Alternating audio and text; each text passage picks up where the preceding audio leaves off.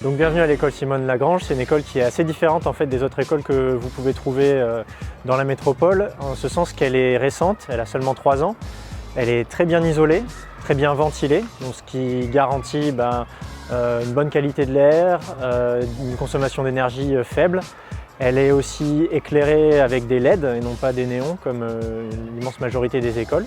Et elle a la particularité d'être chauffée avec une énergie renouvelable qui est la géothermie.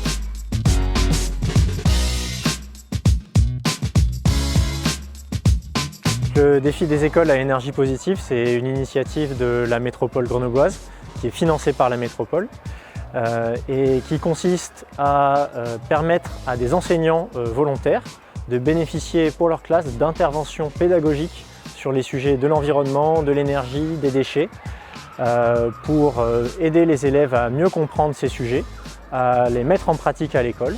Et donc il y a à la fois des interventions d'associations et d'organisations qui sont spécialistes du sujet, sur des formats adaptés aux enfants, comme des spectacles, des activités en classe. Il y a un travail aussi avec la ville pour mettre en place un plan d'action d'économie d'énergie, donc on va dire un changement d'usage des usagers du bâtiment pour réduire les consommations, mais toujours avec l'idée surtout d'aider les enfants à comprendre plus que de s'intéresser aux résultats qu'il pourrait y avoir derrière.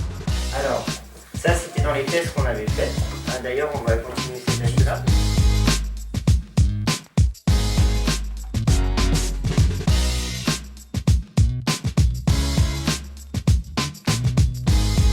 On a regardé avec une petite machine qui s'appelle le luxomètre.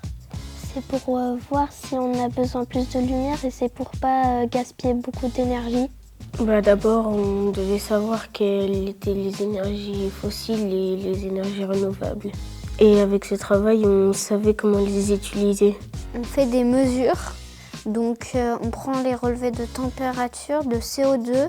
On s'était posé la question, est-ce que aérer, ça pose problème au niveau du chauffage? Et en fait, on a vu que non, parce que ça baissait que d'1 degré. Par contre, au taux de CO2, en fin de journée, si on oubliait d'aérer, ça pouvait dépasser les 1000 et ce qui n'est pas recommandé.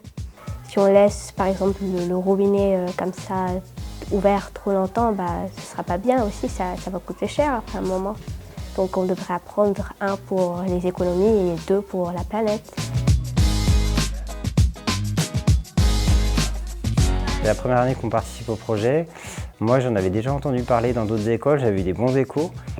Et c'est pour ça quand ma collègue Camille m'a dit allez on se lance, je lui ai dit ouais non mais c'est vrai que ça me plaît bien. D'une part parce que ça fait écho chez moi et puis parce que j'avais entendu des bonnes choses. Donc, nous déjà à l'école Simone Lagrange on aime beaucoup faire des projets. Donc, parce que quel que soit le projet on arrive à toujours faire des liens avec les programmes qui nous sont donnés. Là par exemple sur la séance qu'on a menée tout à l'heure, on a essayé de faire une cartographie lumineuse de la classe. Et pour ça, on a utilisé un travail dans un tableau. Donc ça fait écho avec des compétences qui sont travaillées en mathématiques, où il faut que les élèves puissent se repérer dans un tableau. Et là, j'ai vu des vrais progrès entre les premiers tests qu'on a faits et à la fin, où ils arrivent vraiment bien à se repérer. C'est assez transverse et on peut lier l'écologie avec les mathématiques, les sciences. Donc c'est très riche. C'est chouette parce que des fois, ils me rappellent un peu à l'ordre en me disant « oui, mais là, par exemple, on a tout allumé, mais en fait, c'est pas la peine. » Et vu ce qu'on a déjà montré, là on devrait éteindre. Ou sinon ils me rappellent, ah mais là c'est la récréation, donc il faut aller ouvrir les fenêtres pour réduire la pollution qu'il y a dans la classe. Voilà, donc non, ils sont vraiment dedans et ce projet est vraiment fédérateur de ce point de vue-là.